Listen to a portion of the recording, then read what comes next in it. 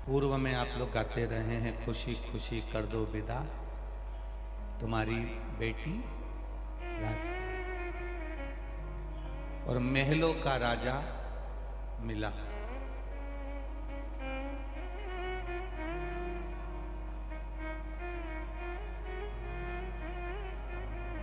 ये आत्मा और परमात्मा का भी मंगल विवाह 7 दिन की कथा में 7 भावर के साथ हुआ है और महादेव इसका वर हुआ है।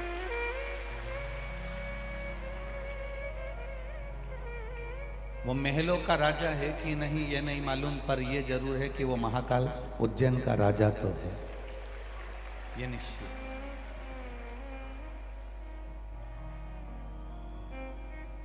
दुनिया को सब कुछ दे दिया उसने, संपूर्ण विश्व को उसने सब कुछ दिया। पूरी दुनिया रिसर्च करती रहती है शंकर भगवान के शिवलिंग का। पूरी दुनिया रिसर्च करती रहती है भगवान शंकर के मात्र शिवलिंग का, कि शिवलिंग में ऐसा है क्या। आज से कई वर्ष तक पहले तक लोगों को इस चीज पर भी रिसर्च नहीं करा कि आखिर बेलपत्री में ऐसा है क्या। भगवान कालाधिपति महाकाल राजा की कृपा से, काशी विश्वनाथ की कृपा से, कुबेर भंडारी की कृपा से इस व्यासपीठ ने जब जनमानस को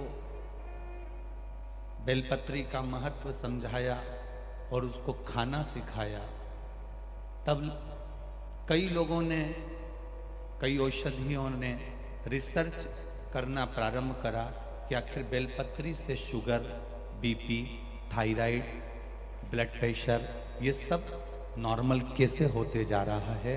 तो उन्होंने भी अपने रिसर्च सेंटर में एक बेलपत्री का रिसर्च करना प्रारंभ करा। आखिर एक फिर बीच में इस व्यासपीठ ने कहा कि रुद्राक्ष तांबे के कलश में गलाकर उसको शिवजी पर जल चढ़ाकर उसका आचमन करो। फिर रिसर्च सेंटरों ने फिर रिसर्च करना प्रारंभ करा कि रुद्राक्ष में ऐसा होता क्या है कि लोगों की बीमारी ठीक हो जाती है। तब उन्होंने रिसर्च कर कर निकाला कि रुद्राक्ष में वो तत्व है कि जिससे कई रोग समाप्त हो जाते। पहले मंदिर में बेलपत्र चढ़ती थी, यहाँ बुजुर्ग माताएं भी बैठी हैं, भाई भी बैठे हैं, ग्रामीण लोग भी बैठे हैं, बच्चे बैठे हैं, नवयुवक बच्चे, बेटा बेटी बैठे हैं, बहुएं बैठी हैं। इन सब ने देखा होगा, पहले बेलपत्र चढ़ती थी, मंदिर के पीछे सड़ती रहती थी, पड़ी रहती थी, निर्माल्य हो जाती थी, बाद में उसको विसर्जन कर दिया जाता था। आज प्रत्येक शिव मंदिर में आप बेलपत्र चढ़ाते हैं तो दूसरा व्यक्ति खड़े होकर इंतजार करता है कि ये चढ़ा कर जाएगा और मैं उसको उठाकर ले जाऊंगा और खा लूंगा। प्रत्येक शिव मंदिर, एक एक शिवालय, एक एक देवालय में, शिव के धाम में भगवान शंकर के एक आनंद के साथ बेलपत्री के महत्व को लोग जाने। शिव मंदिर जाने से फल क्या होता है उसको लोग पहचाने।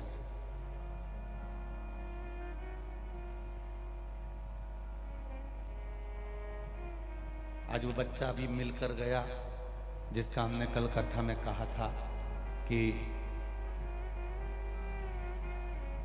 पलंग पर पड़ा रहता था, मुंह पे से राल टपकती रहती थी, विवेक काम नहीं करता था, शरीर शिथिल था।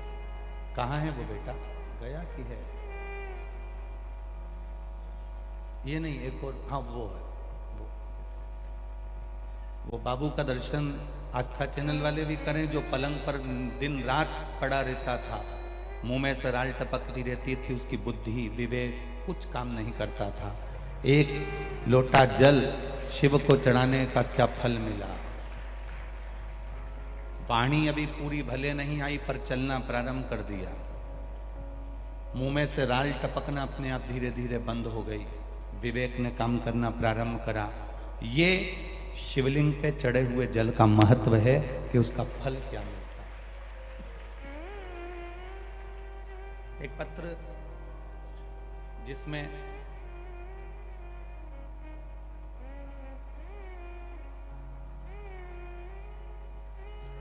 वर्णन किया है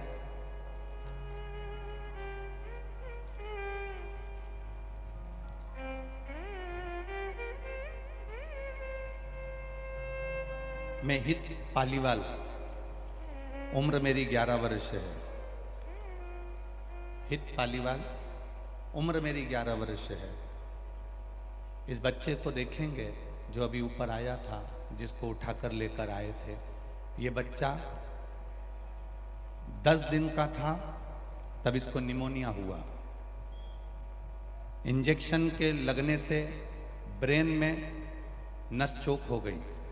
उसके बाद पैरों ने पाम में काम करना बंद कर दिया।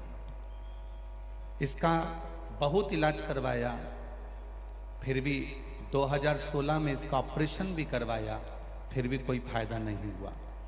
पलंग पर पड़ा रहता था क्योंकि पाँव काम नहीं करते थे, ब्रेन काम नहीं करता था क्योंकि अंदर की नस फट चुकी थी। ऑपरेशन करवा दिया था, आराम नहीं था। 2022 से कथा सुनना प्रारंभ करी। 1 लोटा जल शिव जी को चढ़ाकर उस जल का आचमन इस बच्चे को कराना प्रारंभ करा।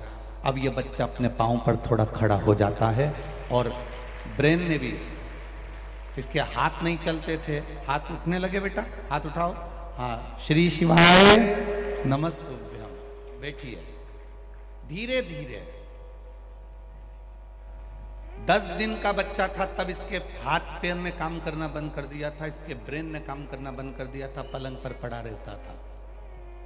आज 2022 में कथा सुनते सुनते इस बच्चे ने जो बल पकड़ा है, पलंग पर से उठकर आज कुर्सी पर बैठा है, थोड़ा चला है और विवेक ने काम किया। इसको शिव तत्व कहते हैं। दुनिया कितना भी इल्जाम लगाए, दुनिया कितना भी अपशब्द कहे, दुनिया कहे कि सियोर वाला महाराज व्यासपीठ पे बैठकर टोटके बताता है, अगर टोटके से किसी का भला हो रहा है तो सियोर वाला महाराज बताता है।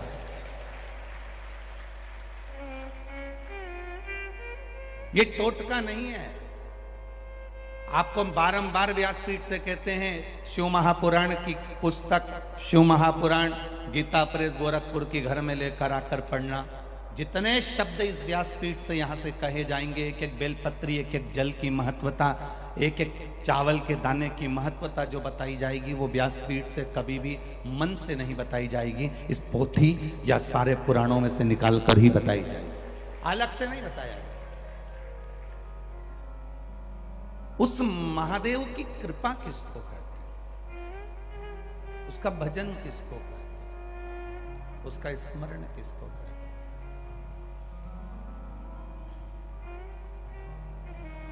आप में कई माताएं ऐसी बैठी होंगी आपके आस पड़ोस में, जिनके 8 साल 7 साल 5 साल 4 साल 3 साल 6 साल से संतान नहीं हुई, और एक पशुपति व्रत करा और सफेद आंकड़े की जड़ बांधी और अड़ोस पड़ोस में भी संतान उत्पन्न हुई। कई ऐसी बैठी होंगी। अगर अभी हम बोलें कि आपके आसपास के लोगों के यहाँ संतान इतने दिनों के बाद प्राप्त हुई कि नहीं हुई, आप खुद अपने दूसरों को बता दोगे कि पशुपति व्रत का फल क्या होता है। शिव को समर्पण, भगवान देवाधिदेव महादेव को तुम्हारा समर्पण चाहिए। जल चढ़ाना मतलब शिव के प्रति हमारा समर्पण हो जाना।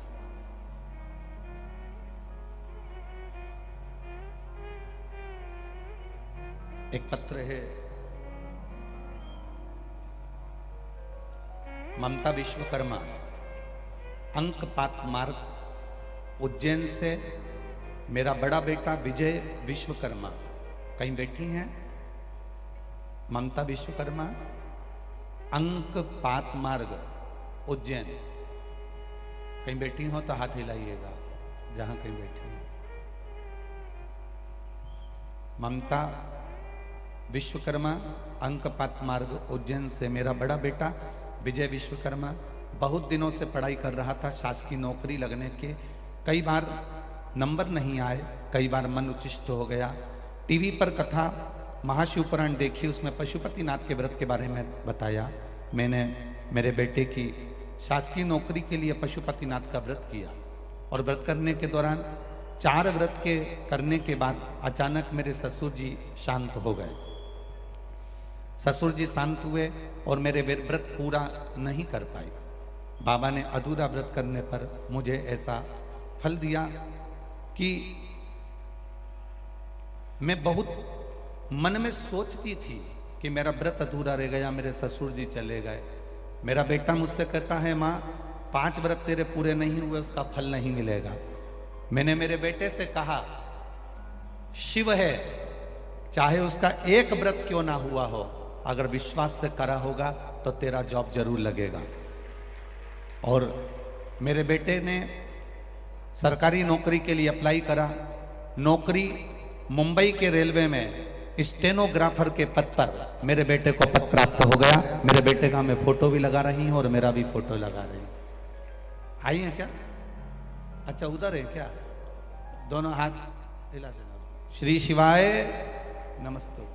इधर बैठे हैं, आवाज ना आ रही है, स्क्रीन चलने रहा है, स्क्रीन चालू करवाओ। शिव तत्व की प्राप्ति इसी को कहते हैं जी। स्क्रीन चालू करवाओ। ये शिव है, ये ओघड़ी है। उस पर किया गया भरोसा, उस पर किया गया विश्वास खाली नहीं जा सकता। आप बाबा के दरवाजे पर आए हो, महाकाल राजा की चौखट पर आए हो, बस लाइन स्मरण में रखना, खुशी खुशी कर दो विदा, तुम्हारी बेटी राज करेगी और महलों का राजा मिला। महलों का राजा हो रही है, 5-10 मिनट लग रहा है। महलों का राजा,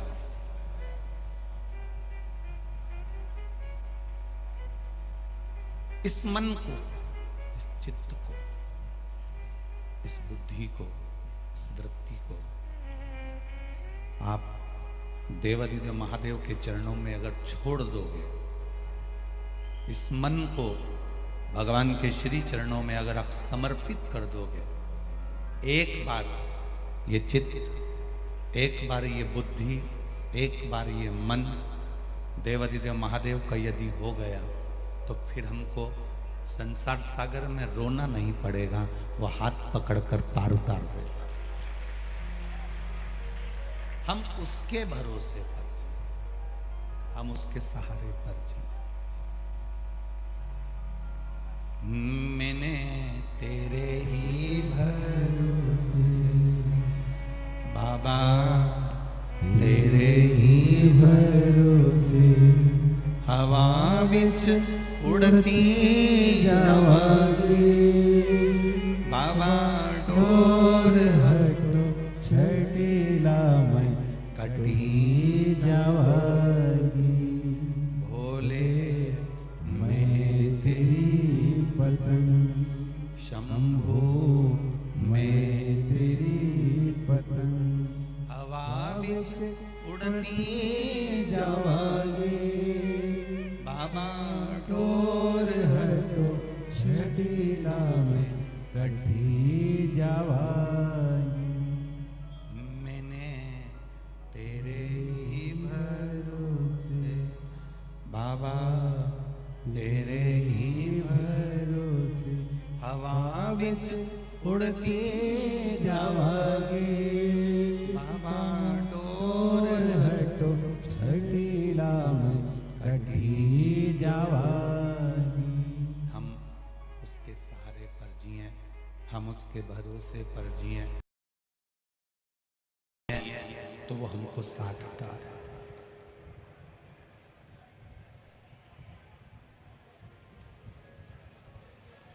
कपड़ा बदल लेना सरल है, पर कर्म बदलना कठिन है।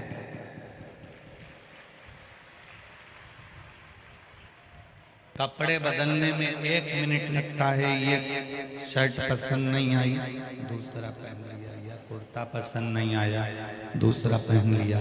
ये पैंट पसंद नहीं आया, दूसरा पहन लिया। ये कमीज पसंद नहीं आई, दूसरी पहन ली। ये पैजामा पसंद नहीं आया, दूसरा पहन लिया। कुर्ता पसंद नहीं आया, दूसरा पहन लिया। कपड़ा बदलना सरल है, पर मनुष्य का कर्म बदलना कठिन है।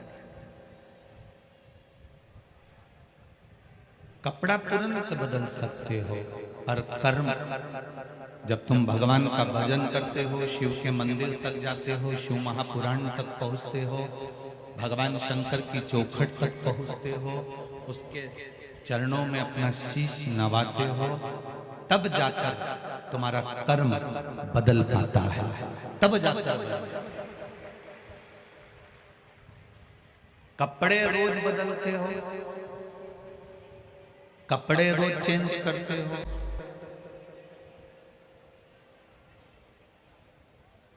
कपड़ा रोज बदलते हो। कोई कोई 2 दिन में बदलता है, कोई कोई हफ्ते में बदलता है, कोई कोई 10 दिन में बदलता है। कपड़े रोज बदलते हो, कपड़ा हफ्ते भर में, 3 दिन में, 5 दिन में, 7 दिन में बदलते हो। तो शिव महापुराण की कथा कहती है कर्म बदलने के लिए भी परमात्मा की चौखट को ढूंढना। कपड़े बदलना होता है तो अलमारी खोलना पड़ती है, और कर्म बदलना होता है तो मन, बुद्धि और चित्त खोलना होता है। परमात्मा की चौखट।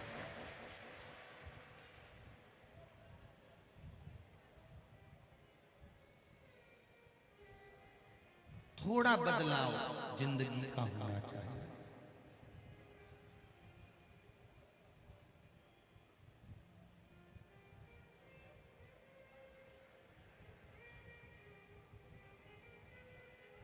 ये 4 जगह ऐसी है जहां पर यदि आपका अपमान हो जाए तो समझ लेना कि भगवान की कृपा हुई है। 4 जगह शिव महापुराण की कथा में तारकासुर के 3 बेटे तारकाक्ष, विदुम्माली और कमलाक्ष की कथा कह रही है। शिव महापुराण की कथा कह रही है। शिव महापुराण की कथा जो वेद व्यास जी ने वर्णन करी है, 4 स्थान ऐसे हैं जहां पर यदि आपका अपमान हो जाए तो समझ लेना कि भगवान ने तुम पर कृपा करी। 4 स्थान। पहले नंबर का, माता, घर की माँ अगर तुम्हारा अपमान कर दे, अपशब्द कह दे, ताने दे दे, गाली दे दे, आड़ा टेढ़ा बोलकर तुम्हारा अपमान कर दे, तो समझ लेना कुछ परमात्मा की कृपा हुई है, तेरा भाग्य चमकने वाला। दूसरे नंबर पर पिता, घर का पिता अगर आपका मान लो किसी भी रूप में अपमान कर देते हैं, या शब्द कह देते हैं, या आड़ा टेढ़ा कह देते हैं, तो बुरा नहीं मानना। पिता किसी पुत्र का यदि अपमान कर देता है, अपने पुत्र का यदि शब्द कह भी देता है, तो बेटे का भाग्य बदल देता है पिता के अपमान से। तीसरा, शिक्षक, गुरु। जिस गुरु की दृष्टि में कपट ना हो, छल ना हो, बेईमानी ना हो, वो गुरु अगर अपमान भी कर देता है, तुमको शब्द अपशब्द कह भी देता है, तो वो तुम्हारी किस्मत को बदल देता है।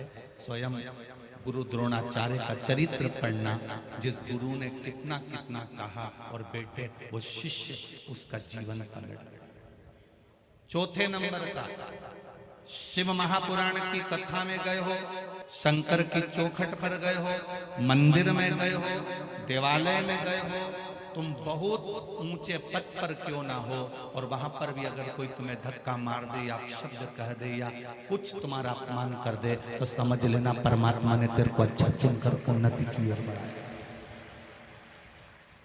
शिव महापुराण में 4 स्थान बताए हैं जहां पर यदि आपका अपमान हो जाए, आपको अपशब्द कह दिया जाए, ताने दे दिए जाए, आड़ा टेढ़ा भी कह दिया जाए, तो समझ लेना कि कुछ हमारा पुण्य उदय हुआ होगा, इसलिए परमात्मा ने ये लीला रची है। सम्मान दुनिया देती है, सम्मान कौन देता है? जम के बोलो जरा। दुनिया देते हैं। घर के लोग सम्मान देंगे, परिवार वाले सम्मान देंगे, रिश्तेदार सम्मान देंगे, कुटुंब वाले सम्मान देंगे, समाज वाले सम्मान देंगे। अच्छा काम करोगे तो दुनिया के लोग सम्मान देंगे। सम्मान दुनिया के लोग देते हैं और अपमान मेरा महादेव देता है खुद जान।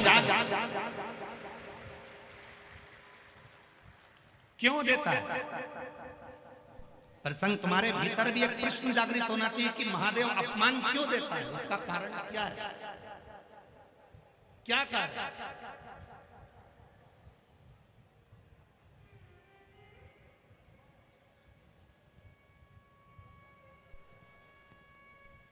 महादेव पार्वती जी से कहते हैं, पार्वती अगर मेरा अपमान नहीं हुआ होता तो मैं भी 33 कोटि देवताओं की गिनती में बैठा होता।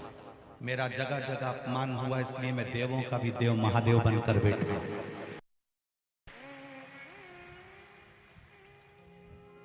कई लोग अपमानजनक शब्द कह देते, तेरे से कुछ नहीं हो सकता, चल निकल यहां से बाहर, निकल जा यहां से। बड़ा आया दर्शन करने बैठ गया, बड़ा आया कथा सुनने बैठ गया, बड़ा आया यहां आकर बैठ गया, निकल बाहर। ये अपमान के शब्द कभी कभी महादेव निकलवाते हैं।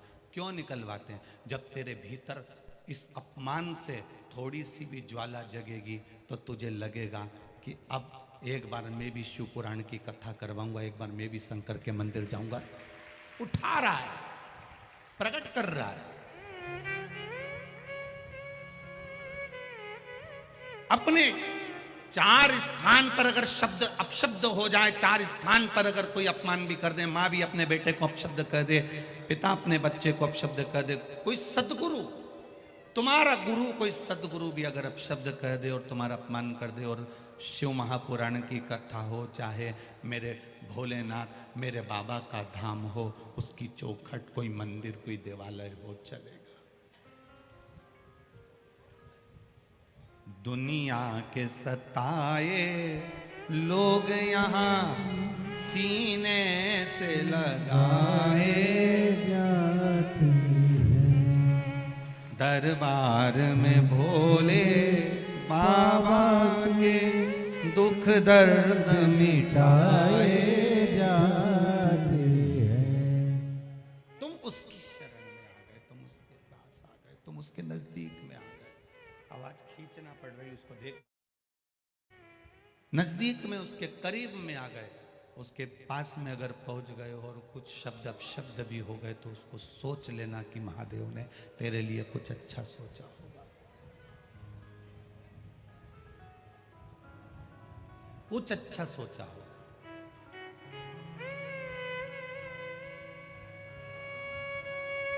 सारी दुनिया में लाइन से दर्शन होते हैं।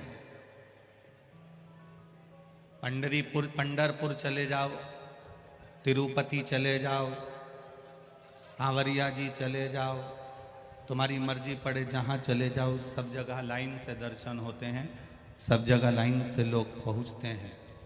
एक उज्जैन का महाकाल और एक नाथद्वारा का श्री जी बाबा बिना लाइन के दर्शन देता है, धक्के में निकाल देता है।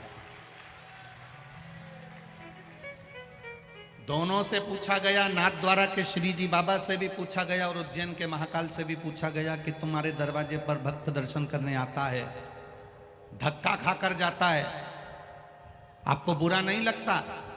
देवादिदेव महादेव ने और नाथद्वारा के श्री जी बाबा ने कहा, जो मेरे दरवाजे का धक्का खा लेता है फिर वो दुनिया के धक्के नहीं खा पाता।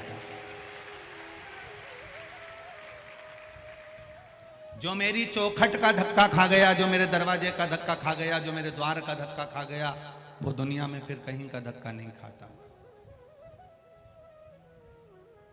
क्या मिलता है इन माताओं को, क्या मिलता है इन भाइयों को जो पोटला बांध बांध कर कम्बल, चादर, और अब तो और चतुर हो गए, एक चादर एक्स्ट्रा लेकर चलते हैं कि पंडाल में जगह मिल गई तो ठीक, नहीं तो बाहर कहीं तंबू लगाकर अपने ही तंबू में बैठ जाएंगे।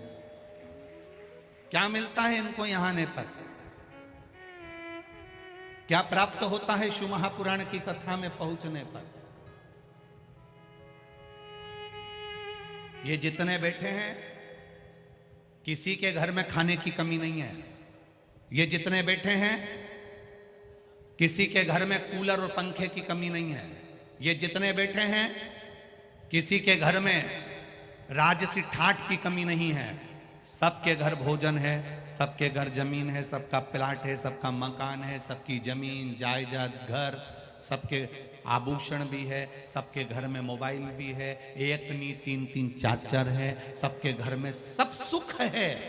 उसके बाद भी पंडाल में पड़े हुए हैं और पड़े रहकर उस महादेव का भजन कीर्तन स्मरण कर रहे हैं, उसकी चौखट का स्मरण कर रहे हैं। कोई कमी नहीं, किसी तरह की कोई कमी नहीं है आपके यहां, परंतु फिर भी आप बैठे हो, कर रहे हो भजन, और उस भजन का जो बल है, उसका जो स्मरण है, वो आपको प्राप्त हो रहा है।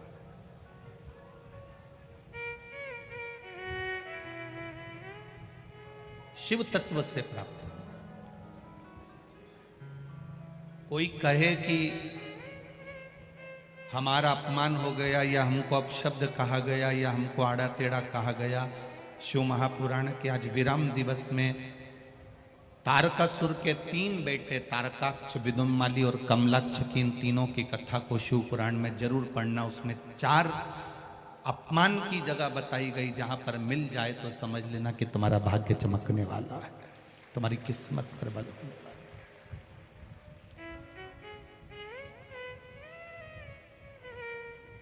है। मां की गाली में, मां की बद्दुआ में भी दुआ होती है। पिता की गाली में, पिता की मार में भी दुआ होती है। गुरु के अपशब्द में भी, गुरु की गाली में भी, गुरु के ताने में भी दुआ होती है।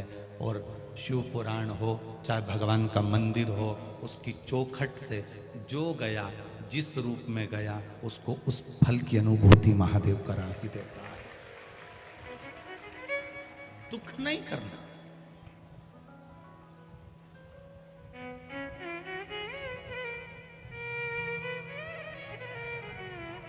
अवंतिकापुरी की धरा में अगर कथा हो रही है, अवंतिकापुरी की चौखट पर, महाकाल राजा की भूमि पर, माँ छिपरा के तट पर, माँ हरसिद्धि की गोद में अगर ये शिव पुराण की कथा हो रही है, तो इसको कराने वाला मेरा जो काल अधिपति है, हरसिद्धि माता, चिंतामन गणेश, काल भैरव, छिपरा मैया जो करा रही हैं, उनने क्या दिया आपको, ये आप जान सकते हैं। भजन का जो बल है वो बढ़ना चाहिए। महाराज, कपड़ा कितनी बार बदल लोगे, पर कर्म तुमको खुद बदलना पड़ेगा, और वो भगवान के द्वार से बदला जा सकता है। तारकासुर के 3 बेटे तारकाक्ष, विदुम्माली और कमलाक्ष की तीनों, पिता के जाने के बाद इनके मन में थोड़ा सा ये भाव जागृत हो गया कि हमको युद्ध करना है, पर इन तीनों के भीतर विचार उत्पन्न हुआ। हमारे बीच में मंत्री महोदय पधारे हैं, बहुत बहुत साधुवाद। साथ में महापौर जी भी आए हुए हैं।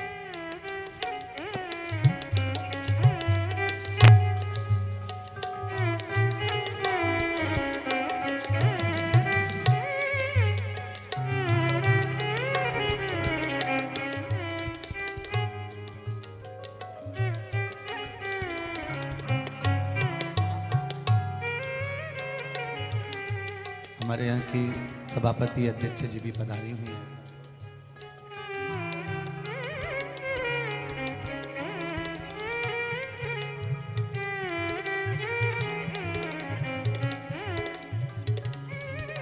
भक्ति, विश्वास, दृढ़ता, भरोसा, जितना जितना प्रबल होगा, उतना उतना आनंद की अनुभूति।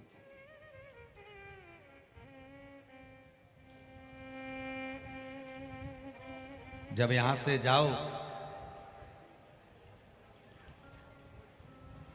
उज्जैनी से जब जाओ, अवंतिकापुरी से जब जाओ, तो बाबा से विनती कर कर जाना, दादा अब मैं यहां से जा रही हूं, तेरे भरोसे पर जा रही हूं। मेरा विश्वास कहता है तू इतनी खुशियां देगा, मेरी झोली भर देगा और मैं फिर खुश होकर यहां पधारूंगी, ऐसी कृपा कर।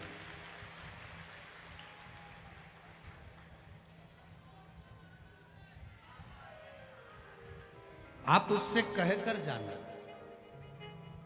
समापन है, विराम है, विदाई है।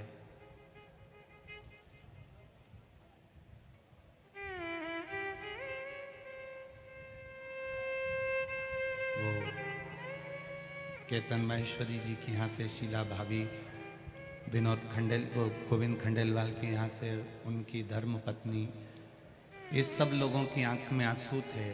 रात को जब चर्चा हो रही थी, बात हो रही थी, गुरुजी इतने सालों के बाद योग लगा, फिर वापिस वो विदाई का क्षण आ जाता है, फिर जाते हैं। हम इतना सा जरूर कहना चाहेंगे कि उज्जैनी की, अवंतिकापुरी की यादें इस हृदय में अटल विश्वास के साथ धरोहर बनकर जा रही है। अटल धरोहर। विश्वास नहीं था हमको, हम क्या कहें आपको। लोग कह रहे थे तीर्थ में कथा होती है ना तो लोग अच्छा सहयोग नहीं करते हैं, पर अवंतिकापुरी उज्जैनी ने दिल लूट लिया कि सब सहयोग करते हैं। कहा तीर्थ की कथा है, कौन क्या करेगा, सपोर्ट करेगा, सहयोग करेगा। सीहोर से जब समिति चली थी, 6 गाड़ियां भरकर, बड़े बड़े ट्रक भर भर कर भोजन का सामान लेकर यहाँ पर पहुंची थी और सीहोर आश्रम पर खबर कर दी थी कि 3 ट्रक सामान और संभाल के रखना, फिर वो बुलवा लेंगे। पर वो 3 ट्रक को लाने की जरूरत नहीं पड़ी, पूरी उज्जैनी ने संभाल, पूरी उज्जैनी।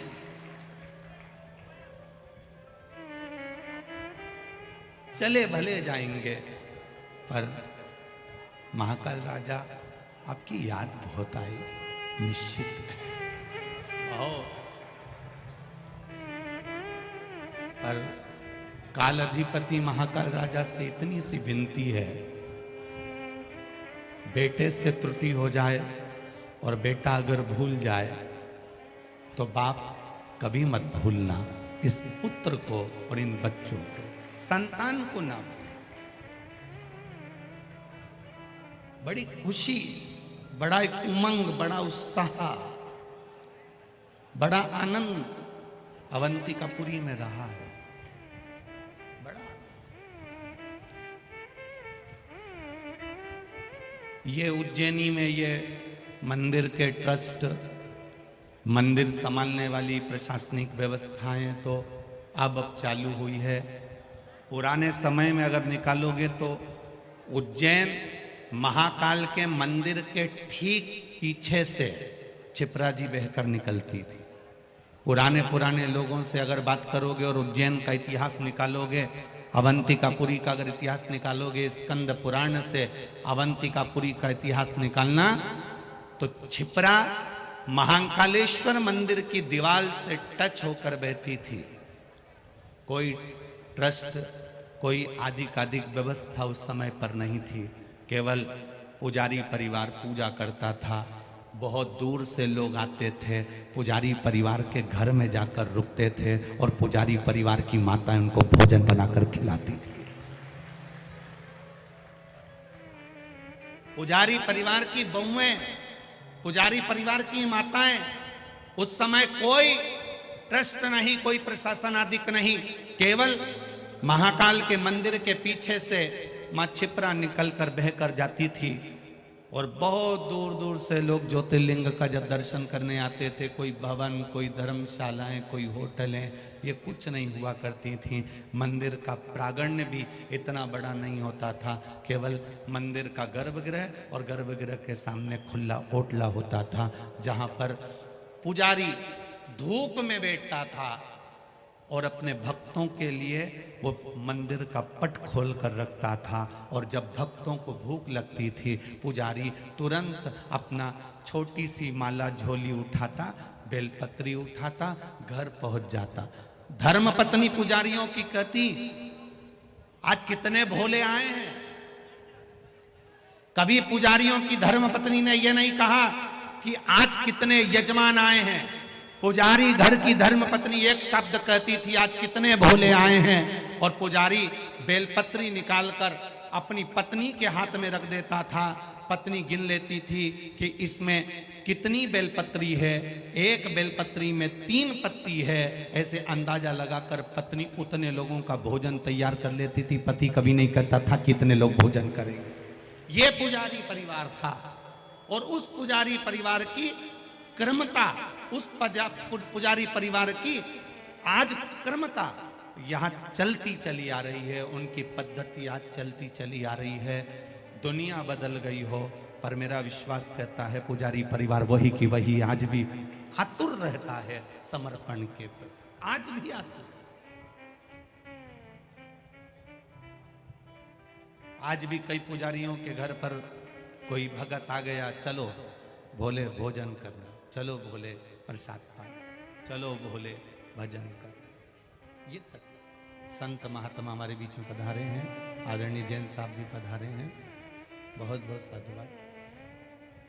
ये तत्व है हमारे भीतर। एक भजन का बल बढ़े, एक भक्ति बढ़े, एक विश्वास तुम्हारे भीतर दृढ़ होता चले, ये शिव पुराण कहते हैं।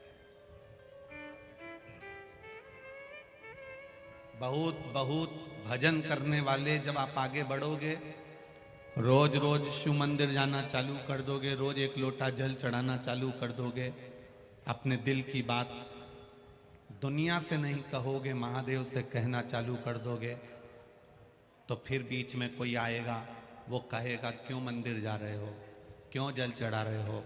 कुछ नहीं होता, कुछ नहीं होगा। लोग आड़ा टेढ़ा भी कहेंगे, अपशब्द भी कहेंगे कि जिसने शिव पुराण को जाना ही नहीं है वो शंकर के लिए कुछ भी कह सकता है, कुछ भी। पर किसी की बात पर विश्वास करने से पहले मेरी जीजियों से निवेदन है, मेरे जीजाओं से निवेदन है, किसी की बात पर विश्वास करने से पहले कोई तुमसे कहे कि शंकर जी पर चढ़ा हुआ पानी नहीं पीना चाहिए, कोई के शिवलिंग का स्पर्श नहीं करना चाहिए, कोई के शंकर जी को चढ़ा प्रसाद नहीं खाना चाहिए, किसी की बात पर विश्वास करने से पहले एक बार इस व्यासपीठ पर विश्वास करना और शिव महापुराण अपने घर पर लाकर पढ़ना कि लिखा कि नहीं। कहने वाला कुछ भी कह देगा तो क्या मान लोगे? कहने वाला तुमसे कह दे कि तुम्हारा पिता ऐसा है, कहने वाला तुमसे कह दे तुम्हारी माता ऐसा है। एक बात याद रखना, घर में लाया हुआ जहर केवल जो लेकर आया है जहर को खाने के लिए, घर पर लाया गया जहर एक व्यक्ति को मारता है और कानों में घुला हुआ जहर ना जाने कितनों को समाप्त कर देता है, ना जाने कितनों को। बड़ी बड़ी पीठ पर बैठकर, बड़े बड़े आसन पर बैठकर लोग कह देते हैं शंकर जी को जल मत चढ़ाओ, शंकर जी को पानी मत पियो, शंकर जी का प्रसाद मत खाओ, शंकर जी के शिवलिंग का स्पर्श मत करो। पर वो सोच नहीं पाते हैं कि तुम कह रहे हो कि पीने वाला स्वान बन जाएगा, ये बन जाएगा, पर ये तो सोचो कि जो महादेव से दूर हटा देगा तो वो कौन सी योनि में चला जाएगा, उसका भी तो स्मरण रखिए। हमारा सनातन धर्म जोड़ने का काम करता है, हमारा सनातन धर्म भगवान के करीब में जाने का कार्य करता है। आज छोटी छोटी संस्थाएं 24 घंटे लगी है, मंदिर में हनुमान चालीसा करिए, छोटी छोटी संस्थाएं लगी हैं, कहीं रामायण का पाठ करिए, छोटी छोटी संस्थाएं लगी हैं कि सब एकजुट होकर चलें। और कभी कभी विषमता कोई जीव बो देता है कि आप मंदिर से दूर हट जाओ, भगवान से दूर हट जाओ। पियो। क्या होता है शंकर पर चढ़े हुए जल का केवल आचमन कर लेने से? शिव महापुराण विद्येश्वर संहिता पेज नंबर 75 एक एक शब्द कहता है कि शिव पर चढ़ा हुआ मात्र आचमन कर लेने से। और कौन सा ऐसा धर्म है जो शिव से छूटा हुआ? कौन सा ऐसा धर्म है जो शंकर से छूटा हुआ है? एक एक धर्म को उठाकर देखिएगा, एक एक संप्रदाय को, एक एक समाज को उठाकर देखिएगा, कोई शिव से दूर नहीं है। क्या था पहले? राम जी का स्वरूप आया राम अवतार के बाद, भगवान कृष्ण के मंदिर आए कृष्ण अवतार के बाद, अन्य देवताओं के जितने भी मंदिर थे ये सब राम अवतार कृष्ण अवतार के बाद आए हैं। पहले भूमंडल पर, पृथ्वी पर था क्या? क्या था पृथ्वी पर? केवल एक शिवलिंग की पूजन दुनिया पूरा विश्व करता था, और देश नहीं विदेश भी करता था। केवल एक शिवलिंग की पूजन, उसके सिवा कुछ नहीं। पूरी भारत की भूमि को क्या, पूरे विश्व की भूमि को खोद कर देखना, कोई मूर्ति निकले ना निकले पर एक शिवलिंग जरूर निकलेगा, ये निश्चित है। पूरी भारत की भूमि को, पूरे विश्व की भूमि को खोदिए, उसमें से शिवालय जरूर निकलेगा, क्योंकि कुछ नहीं था तब शिव था, और अंत भी शिव है और शुरुआत भी शिव है। जब सब समाप्त हो जाता है तब भी कुछ नहीं बचता, आखिरी में शिव ही बचता है और कुछ नहीं बचता। अंतिम शिव है तो शुरुआत शिव।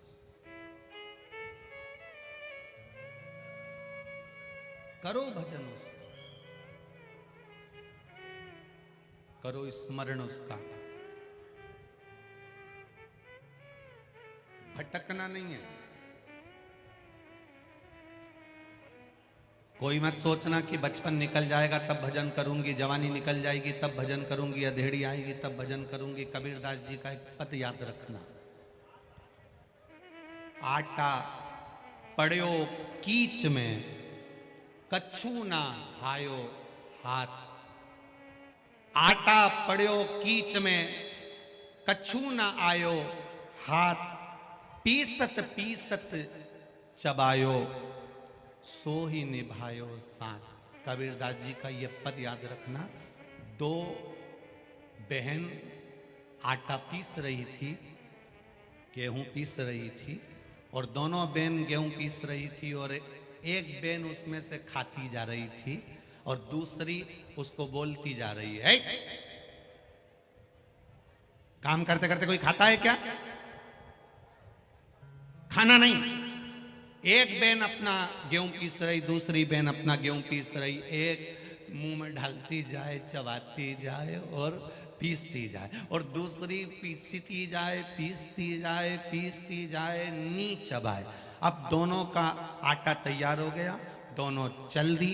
चलते चलते दोनों जब आटा लेकर चली तो सामने कीचड़ आ गया, और कीचड़ में दोनों गिर गई और पूरा आटा का डब्बा नीचे लुढ़क गया। सारा की सारा आटा कीचड़ में चले गया। तब कबीरदास जी ने लिखा, आटो पड़ो कीच में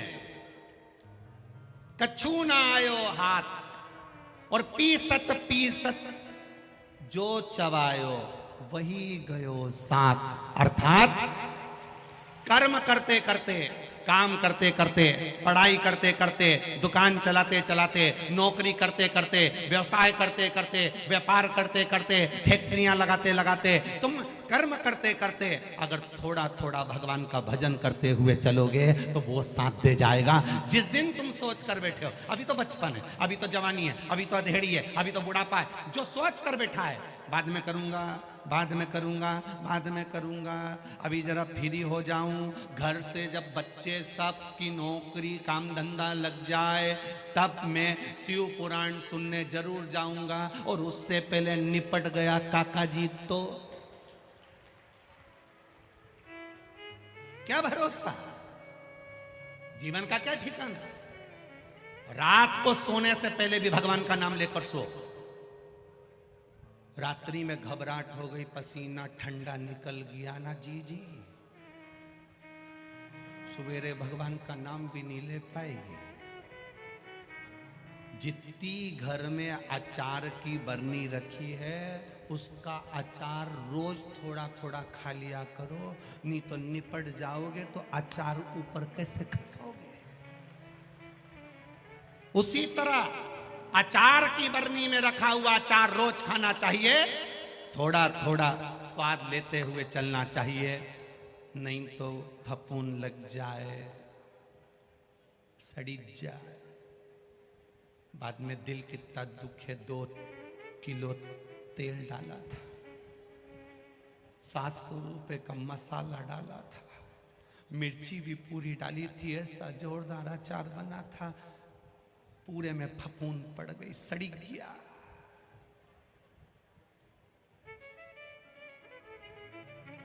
कितना खर्च करा, छत गड़बड़ हो गई तो छत सुधरवा ली,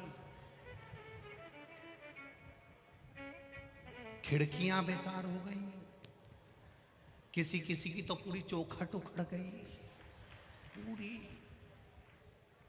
कितना खर्च करा, रोज एक से बढ़कर एक साबुन 10-10, 20-20, 50-50 रुपए का कितना खर्च करा अचार की बरनी पे, कितना। और एक दिन अचार सड़ी गया, फफूंद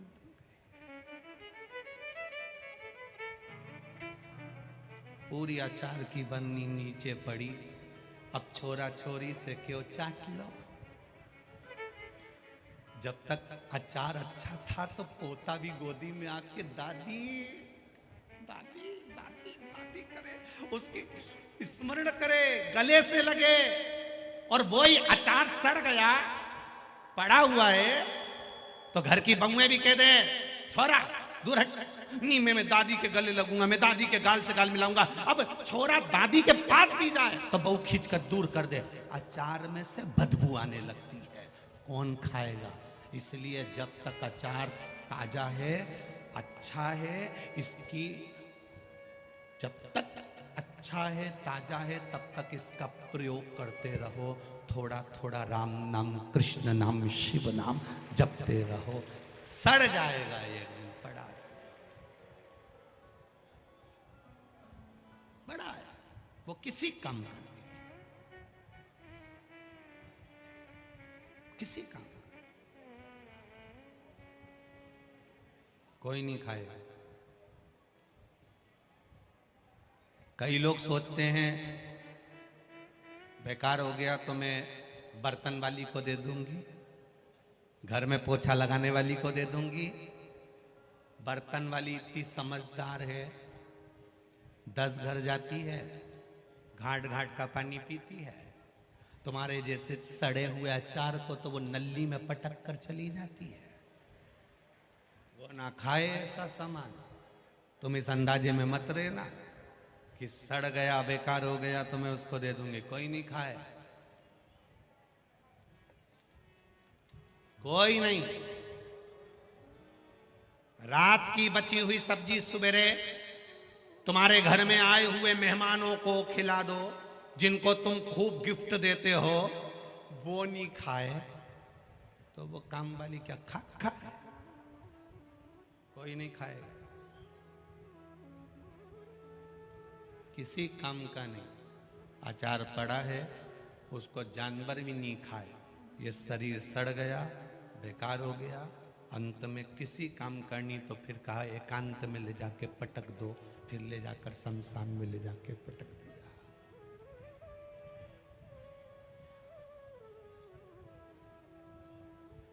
कोई नहीं आएगा। तब उस परमात्मा से इतनी विनती जरूर करना कि भोलेनाथ दया करना, मैं तेरे भरोसे हूँ, मेरे बाबा दया करना,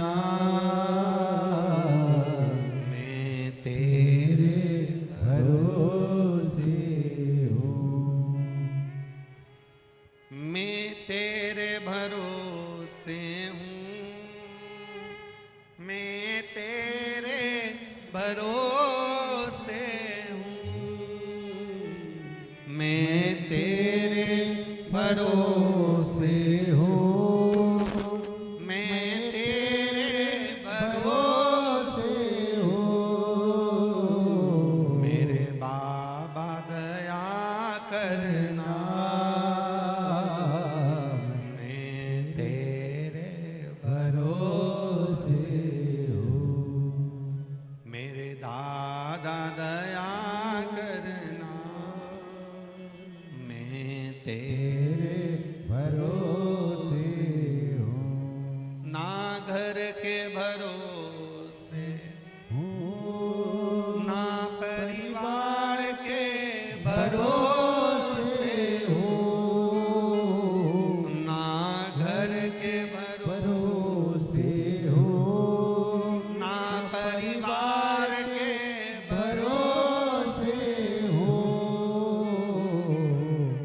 महाकाल दया करना, मैं तेरे भरोसे हूँ, मेरे बाबा दया करना, मैं तेरे भरोसे हूँ। अब उसके सहारे पर रहो। कई लोग कह देते हैं गुरुजी इनको गुस्सा बहुत आता है, गुरुजी ये चिड़चिड़ बहुत करे, गुरुजी ये बहुत बोले, गुरुजी मेरी बहू बहुत गुस्सा करे, वो कहे मेरी सास बहुत गुस्सा करे। हम कहते हैं भगवत भजन में जब रमोगे तो ये क्रोध, चिड़चिड़ प्रवृत्ति, शब्द अपशब्द सब चला जाए।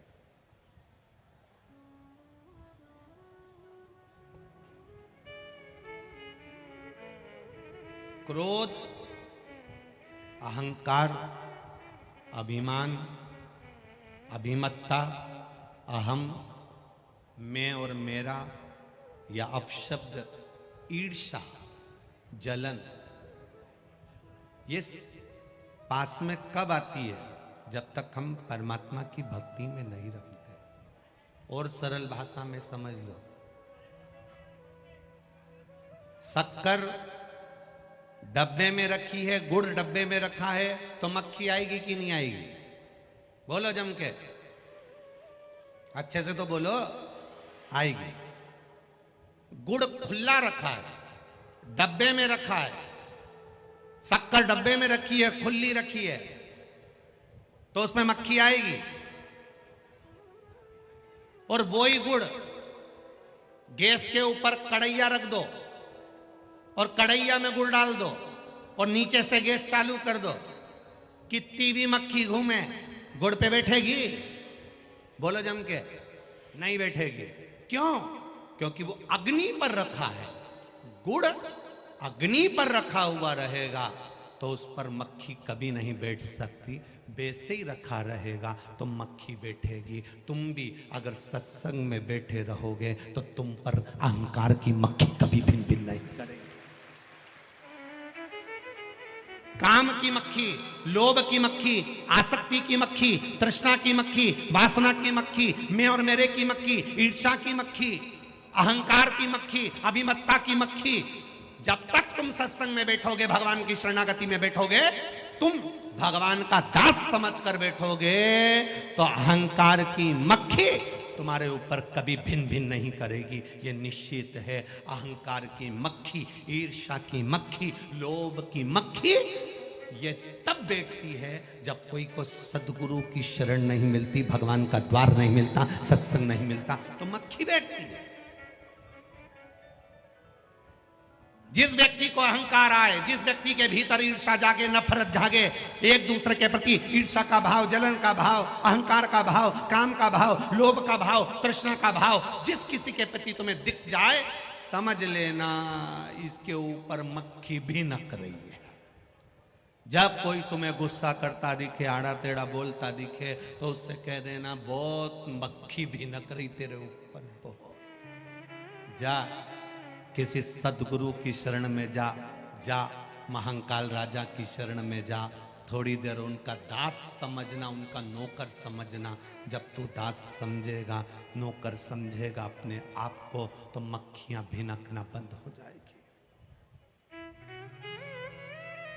वो अंबानी के यहाँ धन की कोई कमी नहीं थी। उनके बेटे की शादी हुई तो कहीं विदेश में जाकर अपनी पत्नी को घुमाता फिरता, पर वो अंबानी के छोरे को संस्कार ऐसा दिया था कि शादी के बाद मंदिर मंदिर दर्शन करते फिरे, क्योंकि हमें संस्कार देना। आज के जमाने में 2 फैक्ट्री का मालिक हो जाए, आज के जमाने में 1 फैक्ट्री का मालिक हो जाए, 2-3 गाड़ियां आगे पीछे क्या हो जाती है, व्यक्ति इतना अभिमान में फूल जाता है कि साधारण व्यक्ति को तो गिनता ही नहीं है। और वो एक मंदिर में डेरा डेरा जाकर प्रणाम करते फिर रहा है। कहां करोड़पति, धनपति, वैभवपति, सत्तापति।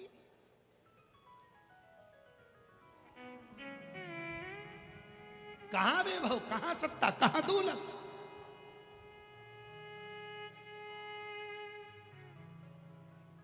अच्छे अच्छे सूरमा भी जमीन पर पड़े मिलते हैं महाराज। स्वयं लता मंगेशकर भी जो गायक में प्रथम थी, जिसको सारे अवार्ड थे, सब कुछ था, वो हॉस्पिटल में पत्र लिखकर कहती है कि भले कुछ भी हो, पर अंत में कोई साथ नहीं देता, अंत में तो केवल जिसका भजन किया है वो साथ देता। कौन देगा तुम्हारा साथ? आज दुनिया के लोग तुम्हें माला पहना देंगे, आज दुनिया के लोग तुम्हारा सम्मान कर देंगे, आज दुनिया के लोग तुम्हारा आदर कर देंगे, सत्कार कर देंगे, सम्मान कर देंगे, पर इस सम्मान से दूर हटकर हमें उसकी चौखट का दास बनना। किसी मंदिर में जल चढ़ाने से बड़ा है उसके मंदिर में झाड़ू लगाना, किसी मंदिर में प्रसाद चढ़ाने से बड़ा है उस मंदिर के निर्माल्य को उठाकर विसर्जन कर देना।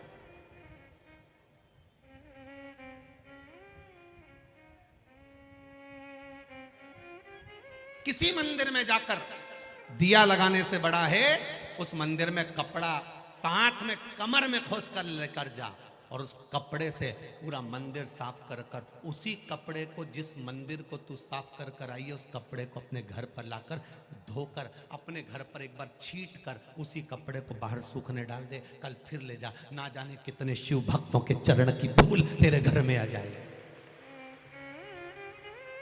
कितने शिव भक्तों के चरणों की धूल आ जाएगी। कौन किस भाव से आया, उसका भाव क्या है, उसकी शुद्धता क्या है, उसकी निर्मलता क्या है, जरा विचार करिएगा। उसके भीतर कितना शंकर का गुणगान होगा, किस भाव से वो मंदिर में आया होगा। पानी गिरा होगा, कीचड़ मचा होगा, जब तुम अपने घर का कपड़ा ले जाकर पोछा लगाकर साफ कर कर लेकर आई और घर में ही धोया और छीट दिया, ना जाने कितनों के चरण की रज, मेरे महादेव के चरण की रज अपने घर में रोज मिल रही है। प्रतिदिन लोग कहेंगे, कई बार तो मोहल्ले के लोग भी कह देंगे, क्यों नहीं पहचानते होंगे तो कह देंगे काम वाली अच्छी है, नहीं पहचानते होंगे तो कह देंगे कब से रखा इस नौकर को, नहीं पहचानते होंगे तो कह देंगे कब से रखा इस सेवक को, नहीं पहचानते होंगे तो कह देंगे काम वाला अच्छा है, रोज झाड़ू लगाता है, रोज पोछा लगाता है। जितना जितना लोग अपशब्द कहकर जाएंगे, जितना जितना लोग तुम झाड़ू लगा दिए, पोछा लगा दिया, लोग हंसकर चले गए, ताना देकर चले गए, उसमें वो डाउन हो रहा है और तुम उन्नति की ओर बढ़ते चले जा रहे हो, तुम प्रोग्रेस की ओर बढ़ रहे हो। ये पत्र में इस माँ ने अपने बेटे का जो फोटो लगाया है, इसने लिखा क्या है, मेरे केवल 4 पशुपति व्रत हुए और मेरा बच्चा मुझसे कह रहा है कि एक व्रत नहीं हुआ, भगवान स्वीकार नहीं करेगा। और ये अंकपात रोड पर रहने वाली ममता विश्वकर्मा उज्जैन की कह रही है, विश्वास अपने बच्चे से कह रही है, ये मत सोचना कि खंडित हो गया। कई लोग बड़े सोच में पड़े रहते हैं। शिव महापुराण यहाँ तक कहती है पुराना शिवलिंग है, बहुत पुराना शिवलिंग है, जहाँ पर लोग पूजन करते रहे, धीरे धीरे अगर वो खंडित भी हो गया, टुकड़े टुकड़े भी हो गए, तो भी वो शिवलिंग विसर्जन के लायक नहीं रहता, वो पूजन के लायक ही रहता। शिवलिंग को कभी खंडित नहीं माना गया है, शंकर भगवान के शिवलिंग को कभी खंडितता का भाव नहीं कहा गया। शंकर का शिवलिंग अगर 4 टुकड़े भी हो जाएगा तो वो 4 शिवलिंग के रूप में पूजा जाएगा। उसका एक एक कण भी अलग हो जाएगा तो भी वो शिवलिंग के रूप में पूजा जाएगा। शंकर कभी खंडित नहीं होता। शंकर भगवान तो वो जीवन के सुख को प्रदान करने वाला होता, उसकी खंडितता नहीं रहती। वो अजर और अमर है, उसकी खंडता नहीं है।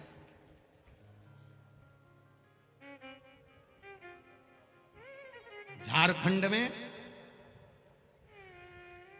जम्मू में, गुजरात में, महाराष्ट्र में, मध्य प्रदेश में भी कई ऐसे मंदिर हैं